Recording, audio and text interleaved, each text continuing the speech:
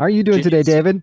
I'm great, man. How are you doing? I'm doing really, really good, man. Really excited for this season. I actually want to start off by talking about Meyer because we saw what happened to him at the end of the last season, but you got Al Pacino. You certainly want him to be a part of the second season as well. Talk about this decision to kind of bring him back and tell another side of his story. Absolutely. I mean, look, at the end of season one, I had many conversations with Al. We had such an incredible time working together on season one, and we loved this character of Meyer, the depths and complexities and histories within him. So we knew that there was a lot more to tell with that character. And so having Al's sort of blessing and buy-in, what a dream, man. I mean, if Al wants to do it, we make it so, you know? And so season two explores the history of Meyer and really the origin story of the hunters and how they came together. And what I love about it is how Meyer's legacy collides with Jonah in the future, right? In 1979, how that stain from Meyer is still within Jonah and the darkness is still within him. So though there are two separate timelines in season two, I really believe that they're in conversation with one another throughout.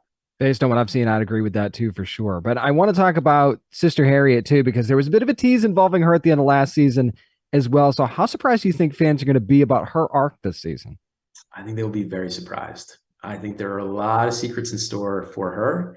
And without spoiling anything, I think just get ready to have that rug pulled from under you. Oh, without a doubt, without a doubt. I want to talk about the team dynamic though for a second because it's not all sunshine and rainbows when we get started here in season two. So, how much can you talk about that and how that unit got fractured a little bit? Absolutely. So after the end of season one, our team went to Europe to continue hunting Nazis as they do. And something went wrong. Jonah made a wrong move and got an innocent person killed. And so that accident, but that death fractured our hunters and really spread them to the winds, right? They all sort of disintegrated and went their separate ways. And so in season two, we see them come back together, begrudgingly so, because there's a lot of hatred and discord between them, which is played for both some great humor and also drama.